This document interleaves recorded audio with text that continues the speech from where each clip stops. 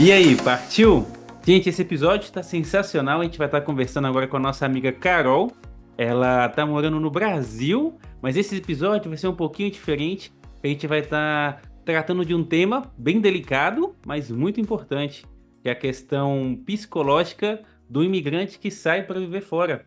Então, antes de tudo, quero agradecer a vocês que estão vendo a gente, que está participando.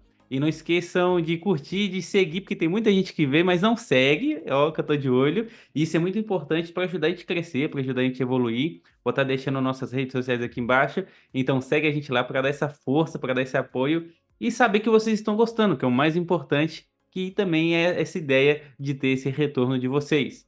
Então quero apresentar a nossa amiga Carol. Carol, seja muito bem-vinda aqui no Brazucas pelo Mundo. A gente vai estar conversando um pouquinho para desvendar sobre tudo. Eu sempre tenho uma primeira Olá, pergunta. Douglas. Eu sempre tenho uma Hum, primeira pergunta que eu começo todos os programas, que é por que o imigrante decide aquele país que ele decidiu. Mas nesse episódio eu hum, quero começar um pouquinho diferente. Por que você decidiu psicologia, mas se especializar na questão do imigrante? Qual que foi a sua trajetória para uhum, você chegar nesse ponto? Pode se apresentar e falar um pouquinho para a gente. uhum. Oi, gente, meu nome é Carolina Castro, eu sou psicóloga clínica, sou psicanalista, e eu trabalho com brasileiros do exterior, com esse público, desde 2019. Então, eu escolhi essa profissão, né, da psicologia, desde quando eu era muito pequena. Eu ia num clube, na minha cidade, e eu gostava muito de ficar conversando com as pessoas, saber como elas estavam, o que que tinha acontecido na vida delas, como uma forma de fazer laços. Então eu sempre gostei muito de interagir, de escutar as pessoas, e acabei escolhendo o curso de psicologia. E eu fiquei 5 anos no curso, me formei, e quando eu me formei eu estava pensando assim: "O que que eu vou fazer? Eu gosto é de atuar na clínica, eu quero atender pessoas, eu quero escutar pessoas, o que que eu posso fazer?". E aí eu fiquei pensando durante uns 6 meses e estudando, né, como é que estava o mercado e tal. E eu vi que o atendimento online ia ser uma coisa que ia bombar. Eu senti isso e pensei assim: "Carol, você vai se inscrever numas plataformas", que nessa época tinham poucas. Me inscrevi numa plataforma e eu já comecei atendendo. Eu me inscrevi numa sexta-feira, segunda-feira eu já tinha uma primeira paciente. E adivinha de onde que ela era? Ela era da Austrália.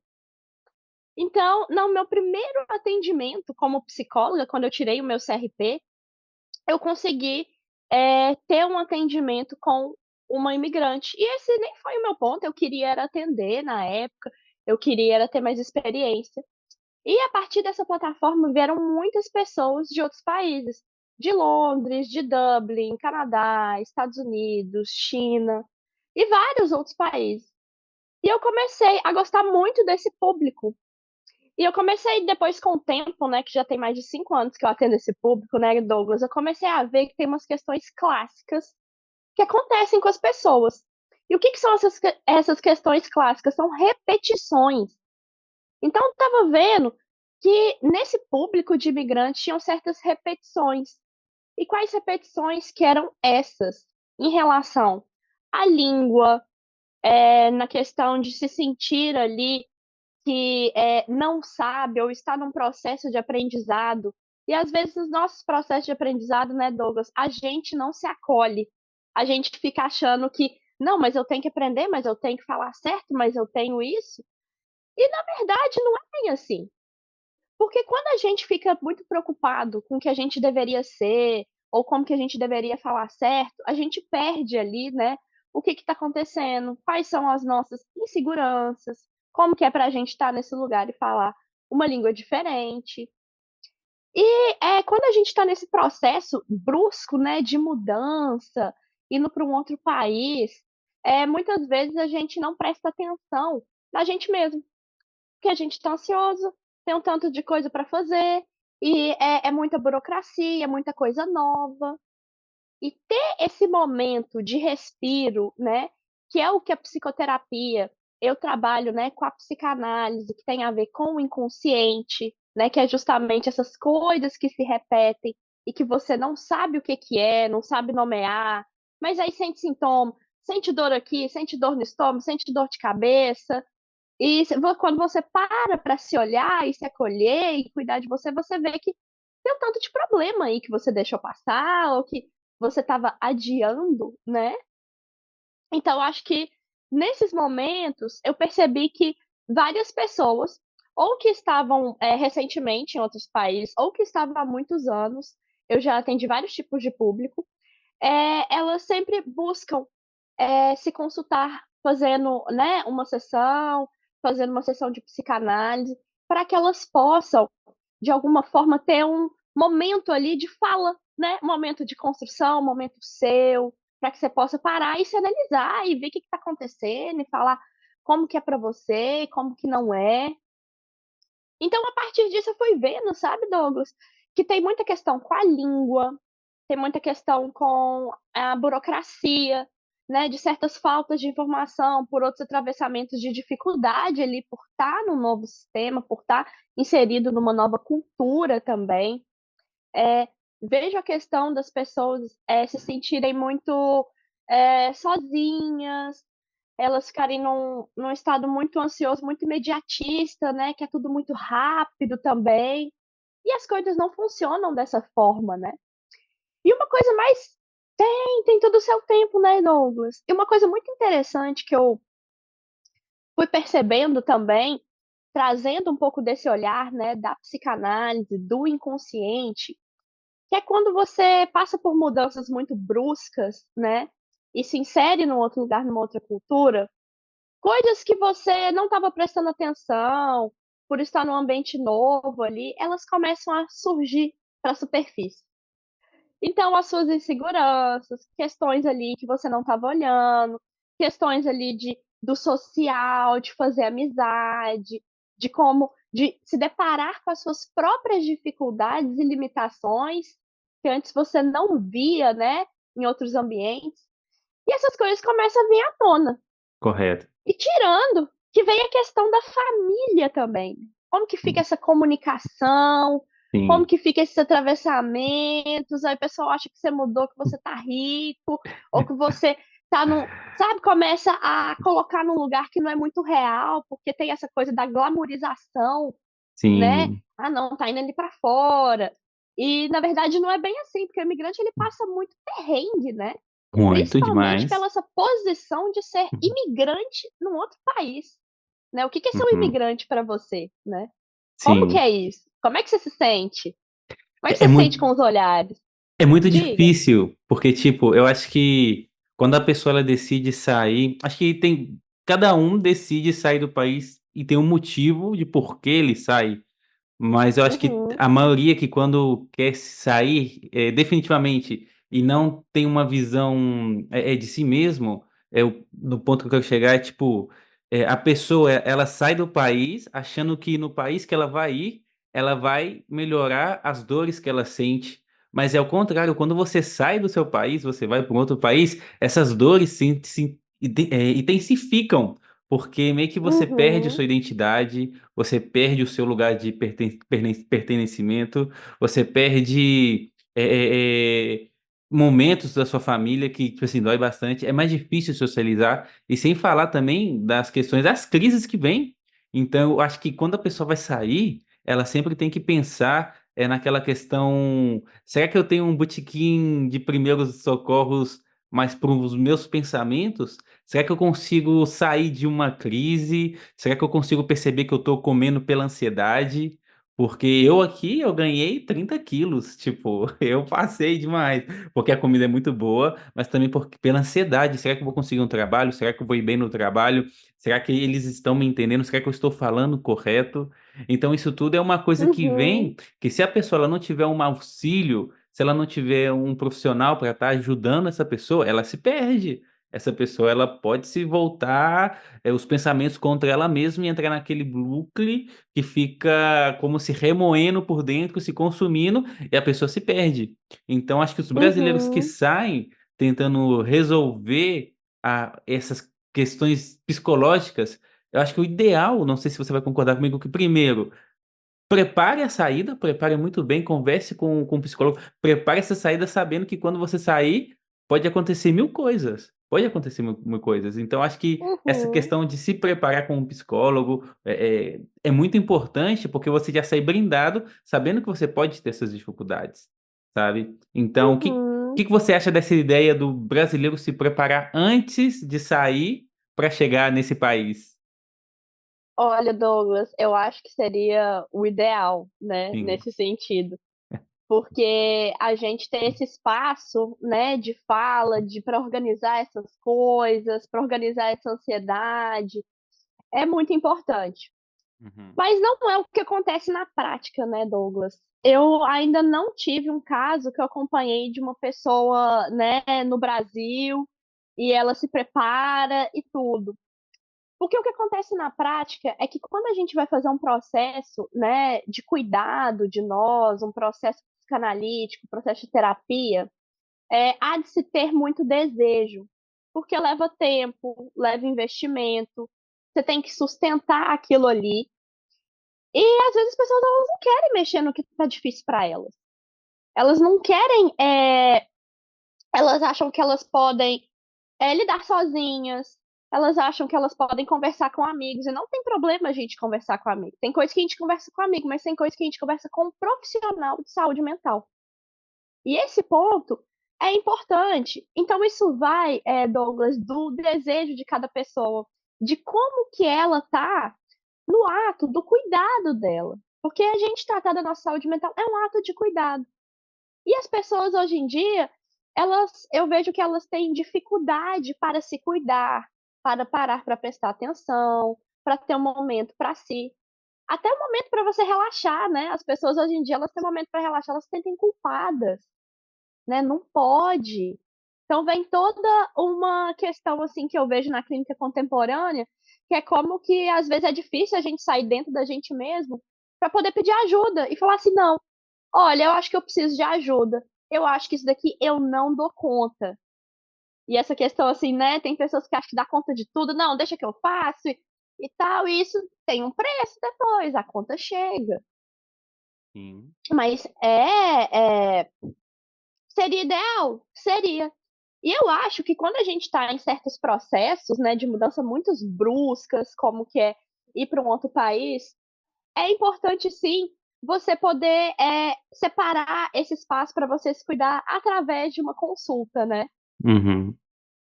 Ah, é muito importante, é muito Então, importante. Você já uhum, teve algum caso assim que, por exemplo, eu meio que tenho crises estacionárias. Vem o hum, inverno, eu como mais, eu tenho mais ansiedade, eu tenho uma necessidade como de hibernar, de dormir mais, eu fico muito mais cansado. Aí vem o verão. E é meio que ao oposto, mas com um cansaço muito mais grande, porque aqui o sol se vai às 10 da noite. Eu que sou acostumado que o sol às 6 da tarde já tá indo, para mim o dia não acaba. hum. Então meio que eu fico louco esperando o dia acabar e o dia não acaba. Eu vou dormir às 10, ainda tem sol, então não sei o que eu faço, eu fico louco. Você já pegou algum caso Hum. assim? Qual que é uma dica que você dá pro brasileiro que tá passando isso? Tô aproveitando e já tô pegando as dicas de consulta, hein? Douglas, como eu tenho um vídeo no meu Instagram, foi na verdade um dos primeiros vídeos que eu fiz, que eu fui vendo na clínica que as pessoas elas são como as estações do ano. Então tem dias que a gente tá verão, que a gente tá muito feliz, tem dias que a gente tá mais inverno, mais chuvosa, mais pra dentro. E a gente vai mudando com as estações também. Porque não dá pra gente ficar só no verão, só na primavera ou só no inverno, né? Então, a gente conseguir usufruir dessas estações da melhor forma que a gente pode, fica muito bom, né? E a gente se percebendo como que a gente vai lidando com essas coisas. Então, num sentido assim, Douglas, na psicanálise a gente trabalha muito com cada pessoa tem uma história muito individual e singular. Por quê? Porque a sua ansiedade e a ansiedade, por exemplo, de todos os meus pacientes, se eu for perguntar para cada um de vocês, cada um vai me dar uma resposta completamente diferente. Então, a ansiedade sua, Douglas, só você pode descrever como que é, o que que acontece. Mas quando nós já vemos, ó, eu tenho ansiedade, então eu fico ansioso quando o sol fica, né, já anoiteceu, mas ainda tá sol, então ainda me sinto muito ligado e eu quero, né, continuar trabalhando. Então, assim, Douglas, como é que é isso pra você? Sempre tem que trabalhar? Não pode parar, não? Em quais momentos que você sente que você não pode parar e que você tem que fazer alguma coisa? Você tem alguma questão em relação a fazer algo, estar sempre no fazer? Então, assim, quais são os seus objetivos ao fazer tantas coisas, né? Tem alguém te pedindo pra você fazer esse tanto de coisa que você faz? Então, isso eu tô colocando, né, alguns pontos, que são pontos que de questionamento que eu faço para todos os meus pacientes. Eles trazem algo e eu vou questionando a partir do que eles trazem. Porque eles que vão me falando quais são essas questões, né? Quais são as questões de dormir e de acordar. Porque as pessoas, elas podem ter questões de problema de sono, de ansiedade, mas isso está muito ligado à história delas, né? E em qual sentido que eu gostaria de iluminar esse ponto que eu tô colocando, né? Que eu acho interessante, é porque é o seguinte, Douglas, você imagina que a ansiedade ela é como se fosse um transtorno. Em qual sentido? Quando é uma ansiedade que ela te atrapalha, que ela vem em excesso, que você não consegue dormir, você não consegue gerenciar a sua vida. Porque fora isso, a ansiedade é uma emoção humana, assim como todas as outras. Mas, o que que acontece?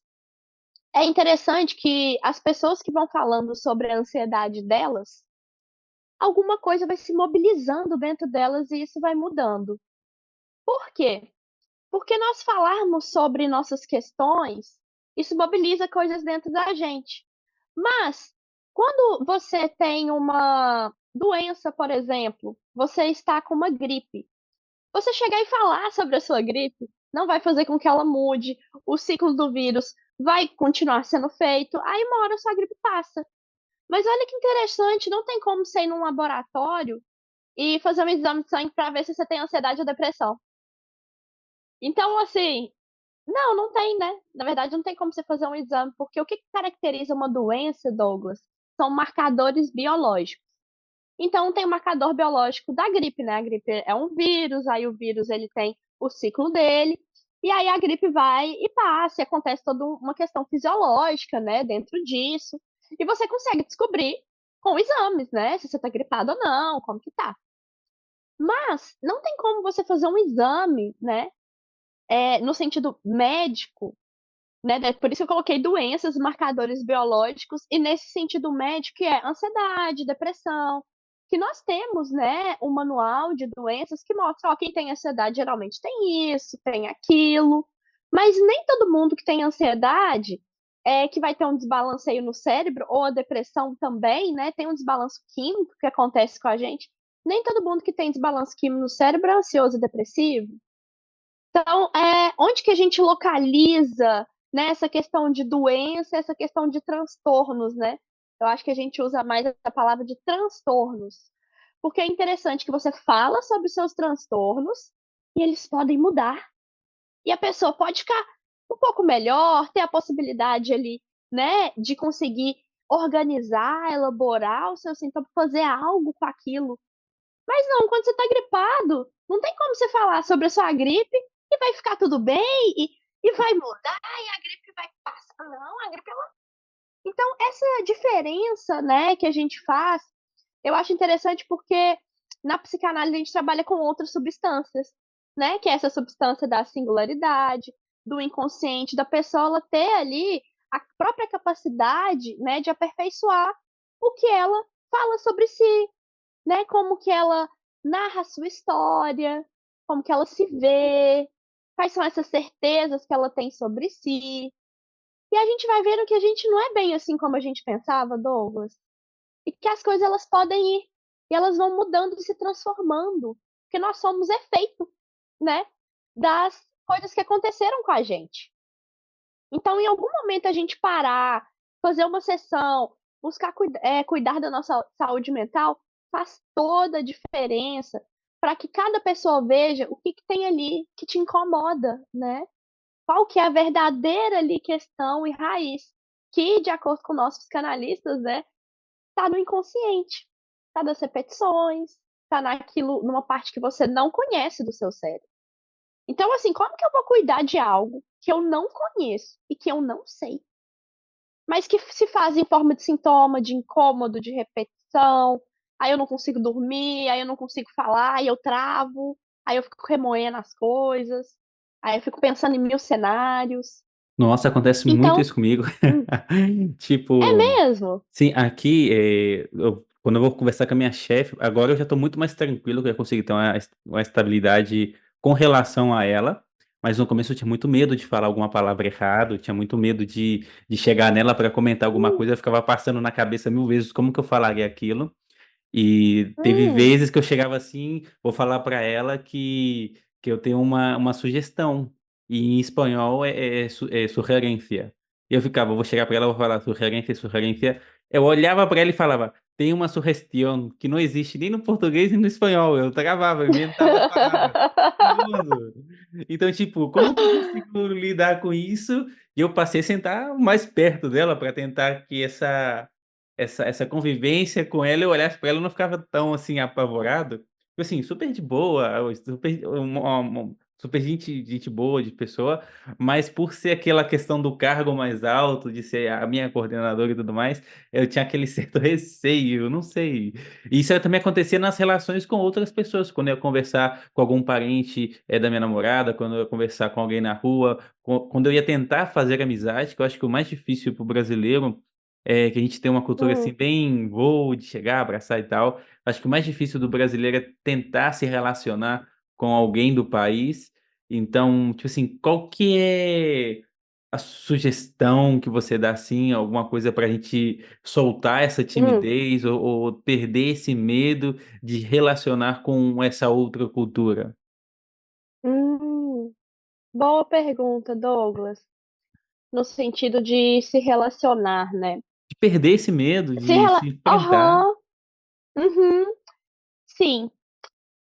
Eu acho que em primeiro momento, a gente tem que ver se a gente tá disposto a Uhum, se abrir. E se abrir para o desconhecido, às vezes, é meio difícil, porque a gente demais. não sabe o que que vai ter.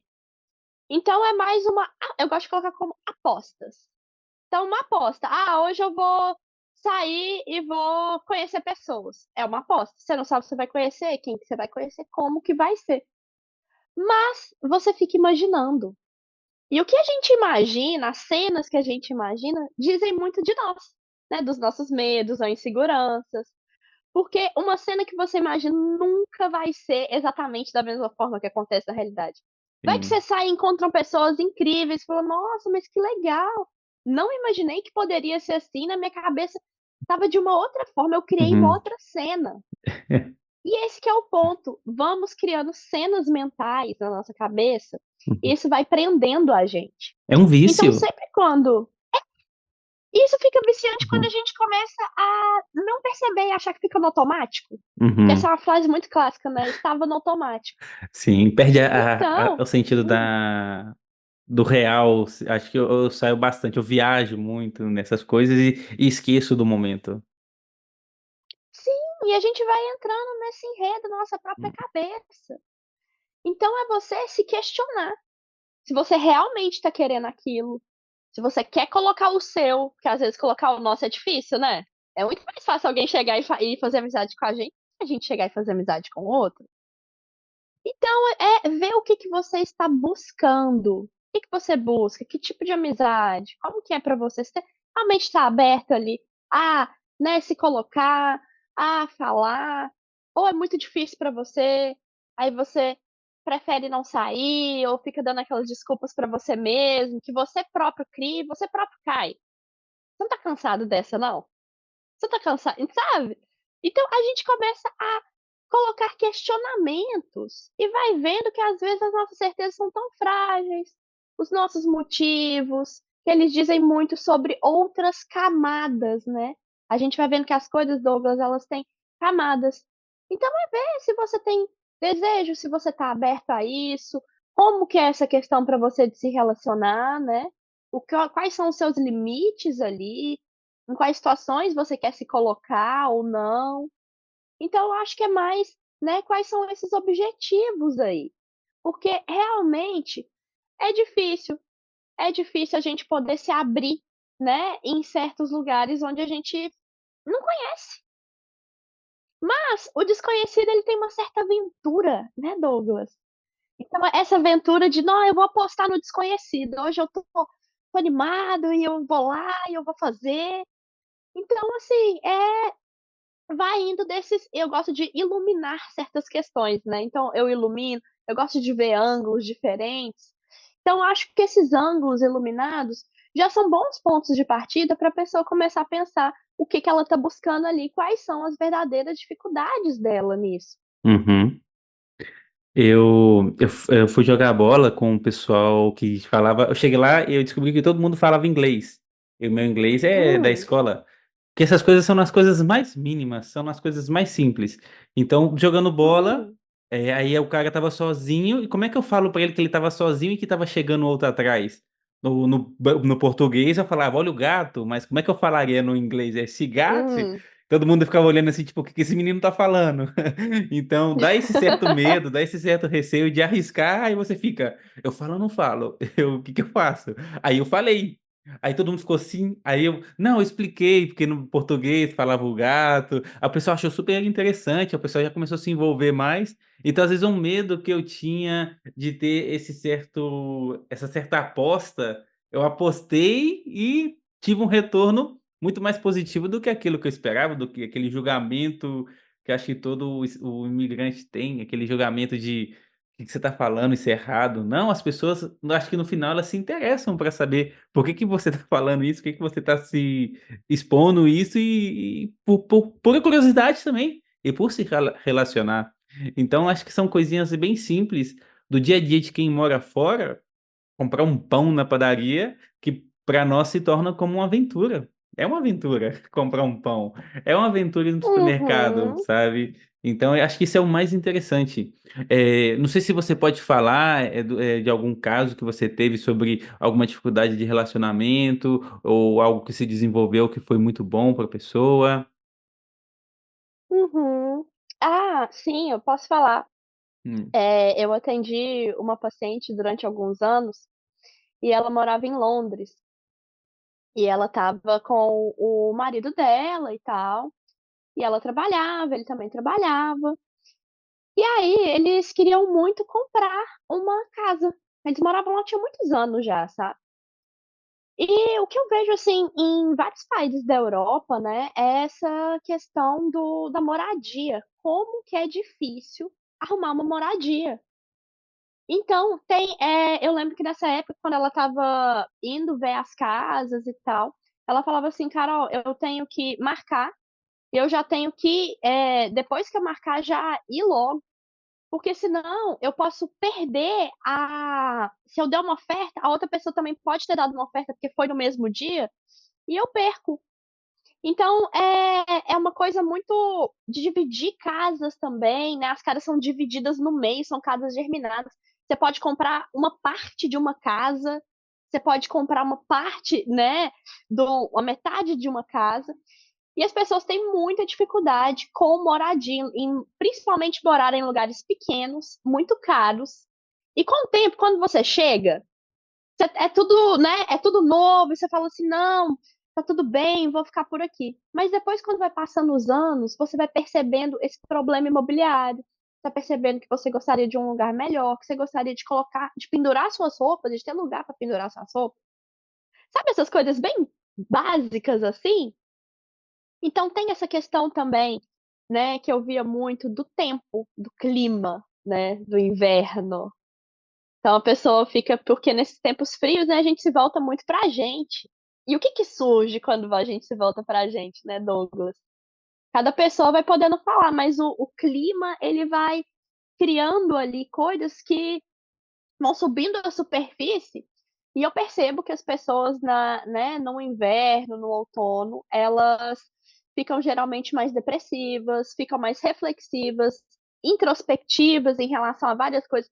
Querem, às vezes nem querem, mas eu acho que surge o desejo de falar sobre coisas que estavam ali na caixinha, né, coisas ali que não teve esse momento, né, de refletir, de você ficar mais em casa.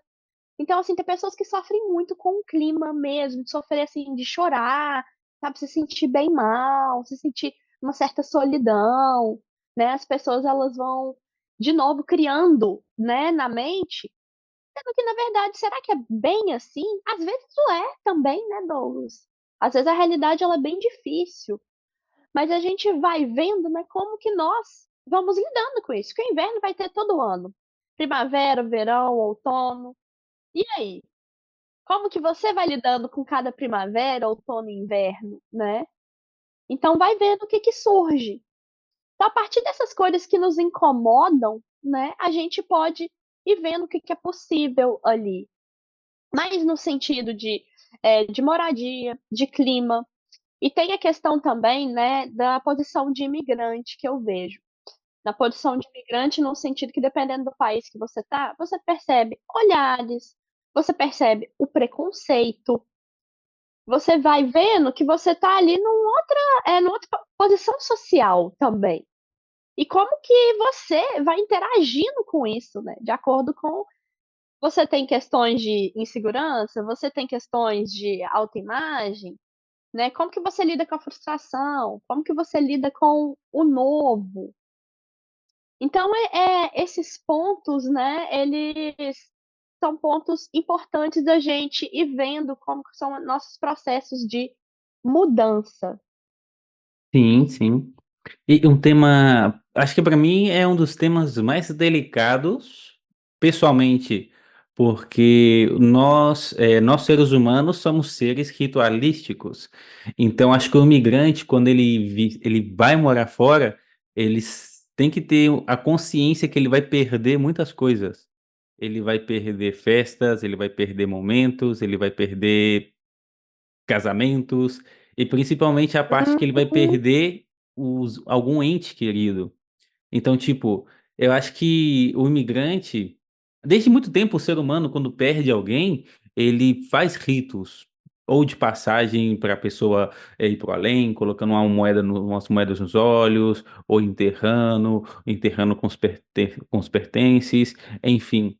E o imigrante, quando ele tem uma perca e ele não consegue ir no país para fazer esse rito pelas dificuldades que ele vive do dia a dia, porque, enfim, ele não consegue ter esse rito de passagem, ele não consegue ter esse rito de se despedir da pessoa. Então, acho que quando acontece esse momento, é como se Hum, aconteceu, você é ciente do que aconteceu, mas você ainda não crê de um todo que aconteceu, porque você não conseguiu ter esse rito de se despedida das pessoas que seus familiares que estavam naquele momento tiveram. Então eu acho que para isso, para nós imigrantes, acho que é o ponto mais difícil, eu acho que um dos pontos mais hum, internos que dói, sabe? Dói muito.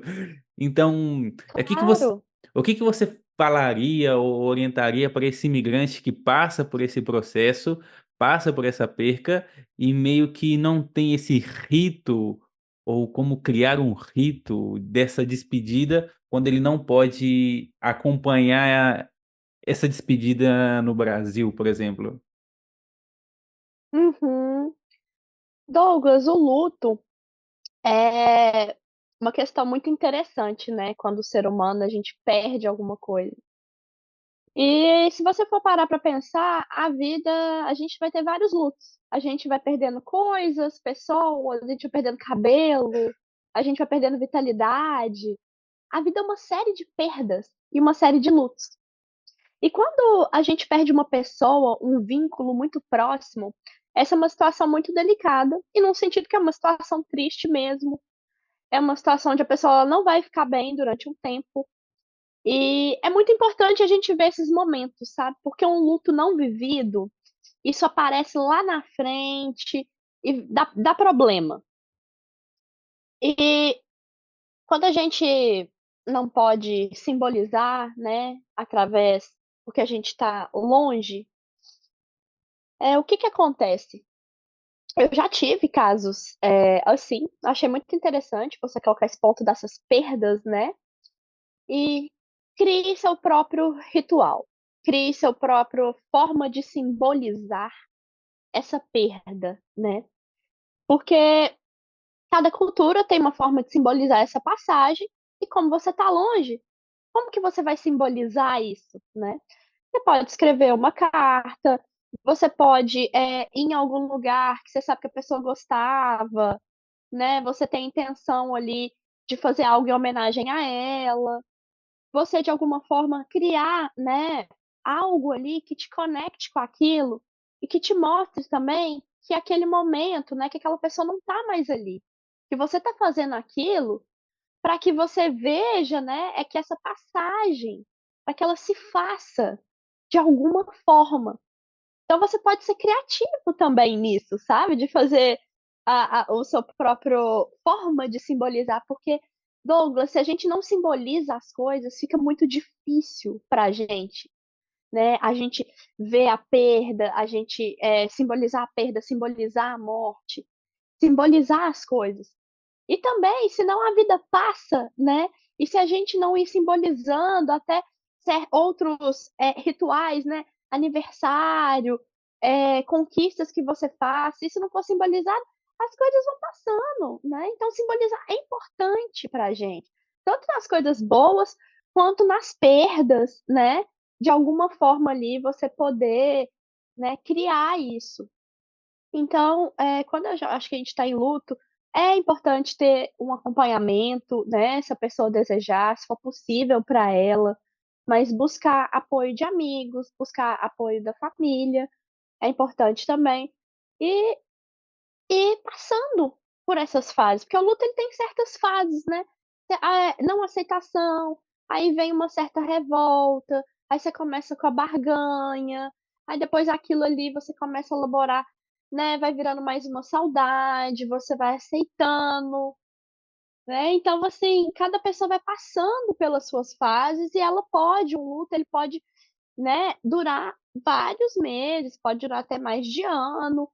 E é completamente normal, Douglas, né, a gente se sentir triste, a gente, mas como você trouxe, né, poder criar algo ali para simbolizar isso é de suma importância, sim, porque faz diferença. E eu já vi isso na minha clínica, né, pessoas que perderam, né, parentes, pessoas muito próximas e houve toda uma elaboração até que a pessoa conseguisse dar conta de fazer um ritual.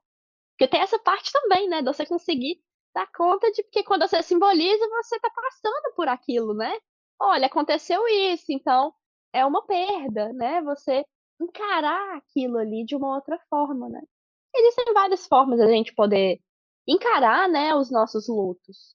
Mas isso a morte é uma coisa que vai acabar acontecendo para todo mundo, né, Sim, Douglas. sim. Eu lembro que Então o que me ajudou muito, tipo assim, eu tinha perdido uma tia, eu fiquei muito triste, quando eu vi a mensagem eu meio que ignorei, porque eu não queria nem ver, como se fosse já ia uhum, dormir como se fosse um sonho. E acordar no dia seguinte como se não uhum, tivesse acontecido, então eu ainda não tinha aceitado. Eu não estava vendo, eu me lembrei de um filme que eu vi, que chama é um filme até um pouco meio budista, que chama A Vida do Mestre Dogen. Era um budista, hum, que ele criou o própria questão da meditação dele para chegar a chegar à iluminação, que é o esplendor, assim, do budismo. E foi uma mulher que ela estava com um filho recém-nascido, que o filho dele, os médicos falaram que não tinha mais nada que fazer, que o filho dela ia morrer. Então ela foi até esse mestre Dogan para perguntar para ele o que que ela podia fazer para salvar o filho dela, que ela faria qualquer coisa.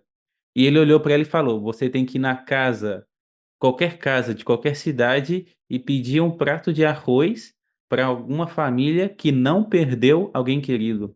Então ela foi em todas as casas, desesperada, buscando alguma família que não tinha perdido alguém querido, mas toda a família, todas as casas, tinha alguém que perdeu alguém querido. Então quando ela voltou no mestre, ela entendeu que todo mundo perde alguém querido e ela também vai passar por esse processo, e esse processo é normal, é do ser humano sentir, essa perca. Então ela não estava isenta de não passar uhum, por aquilo, e ela tinha que entender, sofrer, porque ele chegou a chorar com ela, isso no budismo é um ato muito muito importante, de você sentir o que a outra pessoa sente, de compartilhar esse momento. Então ela percebeu que a partir daí que ela também estava suscetível a isso. Então, quando eu vi esse filme, eu realmente meio que dei uma amenizada. Eu pensei, todo mundo perde alguém querido, todo mundo passa por isso, e a vida ela tem que Hum, continuar sofrendo, aprendendo, não deixar se consumir por isso e sempre tentar buscar algo mais, sabe? Então, foi com essa lembrança uhum, dessa parte específica desse filme, foi o que me ajudou bastante a entender o processo que eu estava passando, sabe? Porque realmente é um processo uhum, muito difícil, é muito doloroso.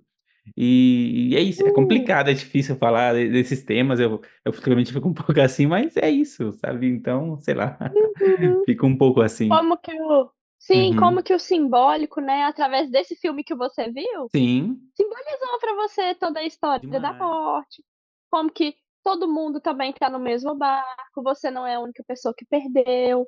Então é interessante a gente ir vendo como que a gente vai se identificando, né, com isso e vai tendo a gente tem na psicanálise, Douglas, um momento de ver as coisas, o momento de depois que a gente vê as coisas, a gente descobre. Aí tem o momento de compreensão, vai compreendendo, você vai elaborando, você vai falando sobre aquilo que você viu, e tem o momento de concluir as coisas.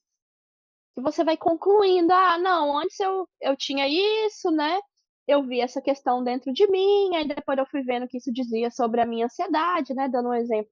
E aí eu concluí que quando eu tô ansioso, né, vai assim, mas que tem possibilidade ali, mas é que aí eu tô fazendo de uma outra forma, eu tô me cuidando de outros meios, então agora eu tô vendo que a minha ansiedade ela não tá tão assustadora quanto ela estava antes. Agora ela tá um pouco mais leve, agora eu abri o leque, eu iluminei minha ansiedade que eu não queria iluminar ela, que é, né, ruim mexer com essas coisas. Aí eu iluminei e comecei a encarar isso, né, de outras formas. Então o luto é assim, você vai encarando, né, de outras formas. E vendo, né, como que nós somos seres humanos, né, Douglas. A gente não dá conta de tudo, a gente tem emoção, a gente não vai estar bem todos os dias, a gente não vai acordar com o mesmo humor todos os dias.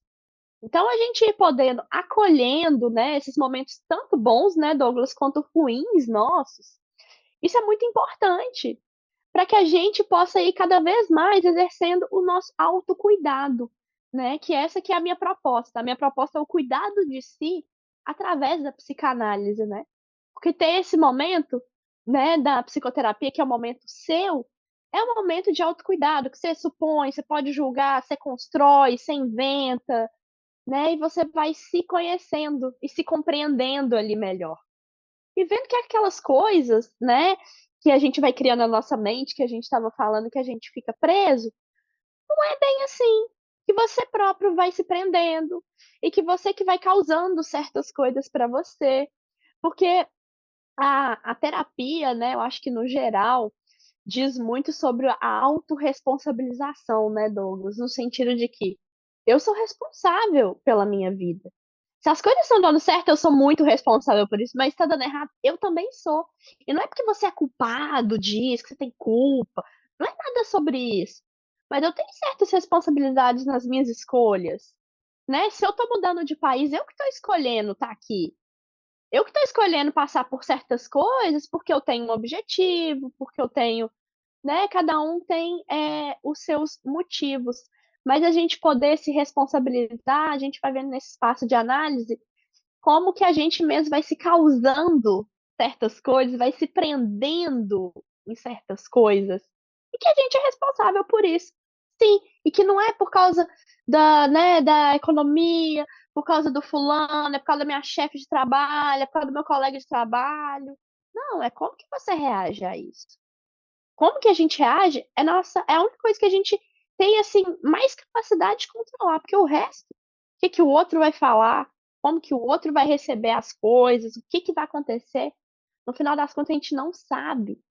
E às vezes pode amedrontar muito, né, a gente começa a preencher. Não, pode acontecer isso, mas pode acontecer aquilo, então tem que me preparar, porque se as coisas estiverem ruins, eu já estou preparado para o pior. Sim, eu até sempre Então é mais falo. nesse sentido. Hum, Eu já comentei com você que nesse processo de troca, de conversa, sempre tem 5 fases. Eu até aprendi isso num Hum, livro chamado a Ilha dos Cinco Faros, que é um cara que ele foi para as Ilhas Baleares e ele desenvolveu, ele hum, fez um livro a partir desses cinco faros, que é o processo da linguagem. Ele fala, primeiro você pensa o que você quer dizer. Depois você pensa, você quer falar uma coisa, você solta para fora, depois tem o que a pessoa ouve, não, eu já perdi tudo de novo. Primeiro você pensa, depois você hum, fala aquilo que você quer falar. Depois você fala o que você realmente quer, que você estava pensando, mas nunca é o que você quer dizer. Depois tem o que a pessoa uhum, ouve e depois tem o que a pessoa entende. Então, nesses 5 processos, se você não for muito claro neles, você se perde, a pessoa se perde. Então, muitas vezes, quando a pessoa fala algo, ela acaba se perdendo nesses 5 filtros, porque o outro ouve, o outro entende o que você falou, mas não é muito bem o que você falou, o que você quer dizer, e meio que você se perde. E tipo, e nesse e uhum, nesse processo do imigrante, uma coisa que eu muito ouvi, não sei se alguém chegou a comentar com você, é quando o brasileiro que está muito tempo fora, eu já estou 5 anos, eu considero bastante tempo sem ir no Brasil, quando ele volta, hum, muitos falam que tiveram como um choque muito grande, porque tudo mudou, os amigos mudaram, os amigos casaram, a família mudou, o bairro mudou, o que eles conheciam antes não estavam ali, então eles têm meio que esse baque, tão forte, que alguns que eu conheço que voltaram falam: "Não quero voltar mais, eu não quero voltar no Brasil por causa disso", porque eles hã, não estão uhum, preparados para essa mudança. Então o que que você, assim, reflexiona sobre esse brasileiro que quer voltar, mas ou que já hum, voltou e não quer voltar mais, por essa mudança, porque ele volta achando que tudo vai estar ali igual, e não é, as coisas mudam e é o processo natural. Então meio que você volta pensando que vai encontrar aquilo do jeito que estava e não tá. Então qual que é a sua percepção para esse brasileiro, a sua recomendação de hum. preparação para esse brasileiro enfrentar isso? Enfrentar as mudanças, né, Douglas. Sim, E é muito interessante esse ponto que você coloca, né, o ponto da imagem, porque quando você tá lá no outro país, você tem uma imagem do que era, do que ficou, de como que eram as coisas, e essa imagem fica, porque foi a imagem que você teve até então, né. No sentido de você saiu ali do ambiente, quando você volta tá completamente diferente, mas o que você tem de imagem é esse ambiente. Então, no sentido das mudanças, né, como que as pessoas reagem às mudanças, que eu vejo no geral dos né, não é muito positivo. As pessoas elas não estão muito dispostas a mudar, e em qual sentido que eu acho interessante colocar curiosidades, né. Eh, é muito difícil mudar, porque exige muita energia. Existe muita energia psíquica, muita energia física também, você tem que começar a processar outras coisas. "Nossa, mas estava tão bom aquela outra imagem, né, eu já sabia de tudo, agora eu vou ter que aprender tudo de novo", né. Então assim, aprender leva tempo, né. A gente compreender essas mudanças leva tempo e leva muito gasto energético.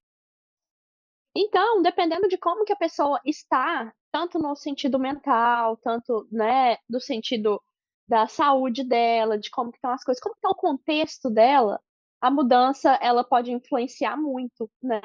Tanto no sentido bom, de você se surpreender, de você achar legal ali as mudanças, tanto no sentido de você não se adaptar, de sentir desconforto, né, querer voltar pra forma que era antes e na verdade não é. Então é mais no sentido desse tempo de ver, esse tempo de compreender isso, e ir tirando as suas conclusões, né, de como que tá essas mudanças para você. Porque, num ambiente familiar, né, que é de onde a gente sai, ou no ambiente ali que a gente convivia, né, quando as mudanças são muito bruscas, é algo que se perde. É igual um luto, né, Douglas. Olha, o bairro que eu morava, ele não existe mais da forma que estava na minha mente, ele é outro bairro. Então eu tô animada com esse outro bairro ou não?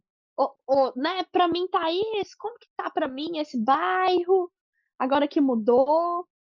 Então eu acho que, iluminar esses pontos, né, de ver e de compreender e de como que tá o seu contexto, né, e principalmente algo que eu acho que pega muito, que me veio aqui agora, é a questão da expectativa, né. Às vezes quando você vai ali, vai chegar no Brasil, você tá com uma expectativa e essa expectativa cai, ela cai completamente.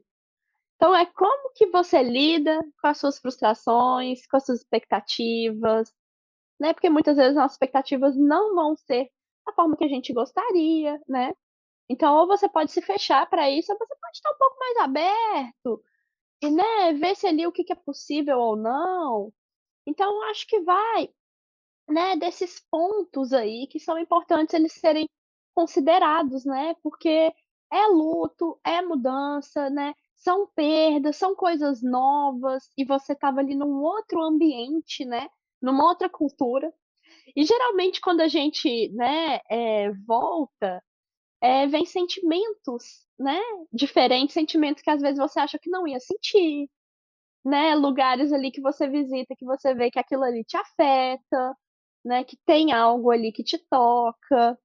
Então é ver nesses horizontes, né, e vendo as nossas próprias complexidades e vendo se, o que que é possível ali mesmo da gente fazer, né, porque as mudanças estão aí constantemente. Essas, né, transformações e mudanças, as coisas se movimentam. Sim, tem uma frase muito legal que eu gosto muito, que fala que a única constância é a mudança. É a única que é a única constância. Então acho que Sim.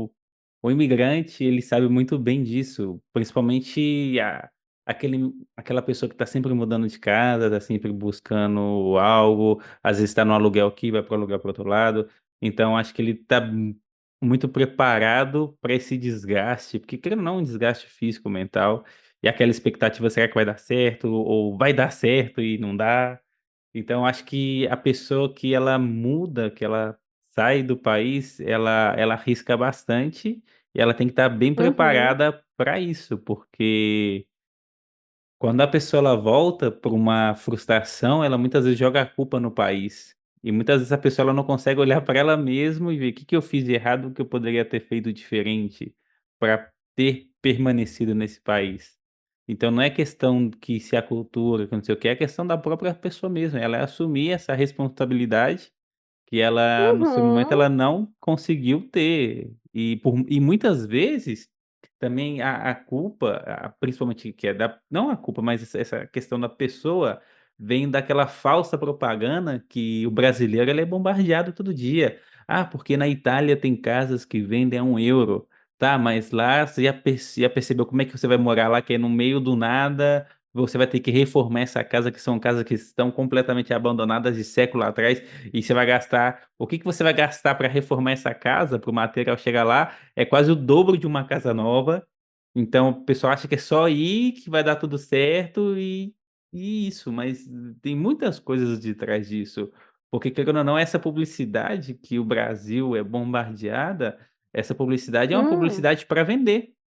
E compensa muito mais você falar: "A casa tá 1 euro", do que você falar: "Tá, você compra essa casa por 1 euro, mas para reformar ela você vai pagar o preço de 2". Isso não é tão chamativo, uhum, isso não vende tanto. Então eu acho que o brasileiro ele tem uhum, que tomar muito cuidado com essa notícia, do que ele consome, do que ele pesquisa, porque tem pessoas que moram fora, que vivem dessa propaganda, que é uma propaganda falsa e uma propaganda desleal. E isso é um assunto muito sério, porque sim, você tá meio que não julgando, mas você tá meio que orientando a uma pessoa que ela vai tomar uma decisão difícil, ela vai tomar uma decisão que é importante na vida dela, e você tá vendendo aquilo para você sobreviver, só que isso é muito errado, então a pessoa ela tem que sempre buscar outras fontes, ela sempre tem que tentar, contornar essa amontoado de informação que tem, para tentar achar aquilo uhum. que é o mais perto da realidade possível, sabe. Então Sim, é uma até o indução intuito ao desse erro, né, canal Douglas? claro, e o intuito desse canal é trazer essa verdade e querendo ou não, o brasileiro ele quando ele mora fora, ele tem muitos problemas, ele tem problemas que ele tinha e não sabia, tem problemas que se intensificam, que ele já tinha, e tem problemas que ele vai ter. Então, essa soma Uhum. de coisas que se a pessoa não se preparar bem com alguém sério, ela se frustra, ela se perde. E aí que tá esse esse risco, sabe. Então acho que é isso, tem que se preparar muito bem, entendeu? Sim, sim. Sabe o que que isso me lembrou, que eu achei Uhum. interessante? A questão do au pair que tem nos Estados Unidos, né, Sim. que é você, faz o intercâmbio, você vai lá, cuidar, né, da casa ou cuidar das crianças. E eles vendem o au pair aqui no Brasil como uma coisa assim, né, um intercâmbio, aí você fica na casa lá do pessoal e vai ser tudo certo, você vai fazer alguns trabalhos ali, mas você vai poder usufruir ali e tal. Sabe como é que eles fazem para os americanos, a propaganda do au pair? Eles mostram que é assim, aí tem uma pessoa que ela vai ser a babá dos seus filhos, vai cuidar da sua casa, ela vai trabalhar para você ali. Olha que maravilha. Então, olha como que as 2 são de uma mesma coisa, mas são 2 faces de uma mesma moeda, né.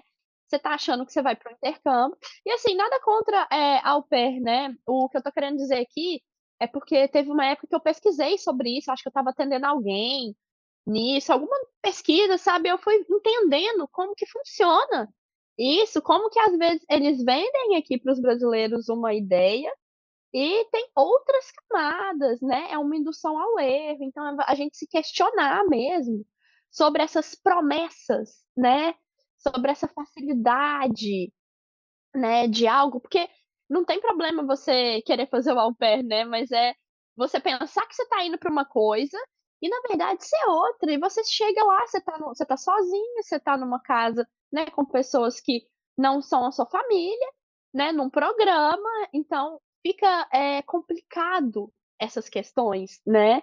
Então a gente realmente se preparar, né, buscar opiniões, buscar conteúdos, pessoas que já passaram por certas experiências, eh, agrega muito mais valor, né, para que a gente possa ter uma questão, assim, um sentido de uma realidade do que eu vou encontrar lá. Eu não sei exatamente, nunca saberemos, né, como que vai ser exatamente até que estejamos lá, mas é no sentido de ter algo ali, né, que condiz com a Hum, realidade e que não induza, né, as pessoas ao erro. claro. E Carol, a gente está conversando, já passamos de 1 hora de conversa, passa muito Ah, rápido, sim. não parece. Passa, passa mesmo. Então, queria Muito bom saber, falar aqui. para estar finalizando esse nosso bate-papo, qual assim mensagem que você quer deixar, ou algum, com alguma história, alguma mensagem que você quer deixar para esse brasileiro que está morando fora, esse brasileiro que quer morar fora, ou esse brasileiro que está Hum. voltando para o país, da parte da psicanálise, qual que é essa mensagem que você deixa para essa pessoa? Bom, o que eu iria deixar de mensagem é que eu vejo que as pessoas têm muita dificuldade em se cuidar. E a gente parar para se cuidar é muito importante, porque você vai conviver com você mesmo para o resto da vida. Então, é uma relação que não tem como você fugir. Então, por que não se acolher, não se cuidar, né? Ver outras possibilidades de você ir se amando, né? Não de uma forma assim, muito, ai, se ame, tudo é bom, né? Positividade. Não, vão ter coisas ruins, vão ter dias ruins. Mas né, quando a gente se cuida, nos dias ruins, fica um pouco menos ruim, porque você já tá cuidando ali de você.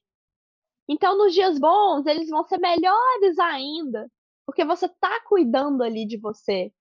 Então, o que eu posso deixar é: se cuide, procure ajuda, se você sente, né, ansiedade, depressão, se você se sente sozinho, se você gostaria de ter um espaço seu para que você possa se comunicar, é o que a psicanálise propõe, né, uma escuta singular, um espaço seu que vai sendo construído. E além de eu estar ali para te escutar, né, os profissionais, você vai se escutar falando as coisas que estavam na sua cabeça. E quando a gente Uhum, verbaliza, né, Douglas, a gente se escuta, sai de uma outra forma e a gente vai dando vazão também para aquilo que está dentro da gente. Então eu sou muito a favor do cuidado e da gente, né, ter a cura aí de certas coisas pela uhum, fala, né, que é uma das premissas da psicanálise também, da gente podendo, né, associar livremente, poder falar sobre nós.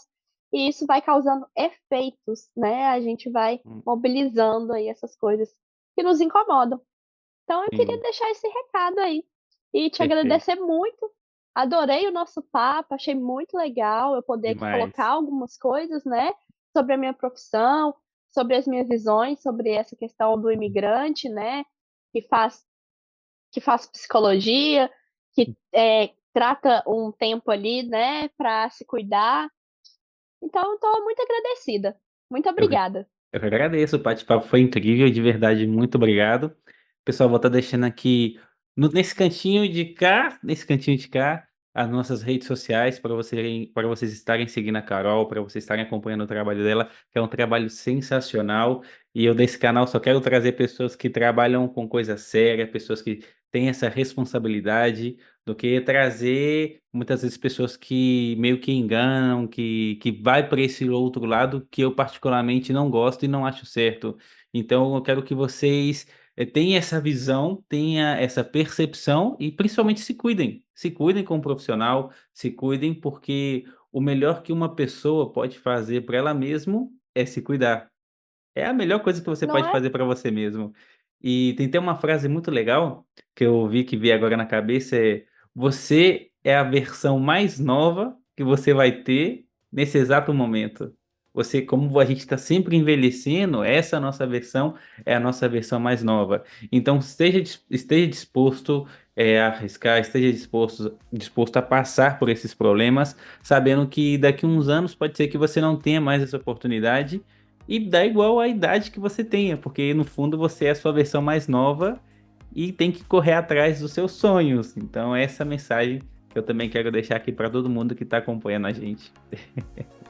Uhum. Carol, Bacana, Douglas. muito obrigado. Vamos estar finalizando. Um forte abraço, se cuida e a gente vê no próximo vídeo. Se cuida, pessoal. Até mais. Tchau. Tchau.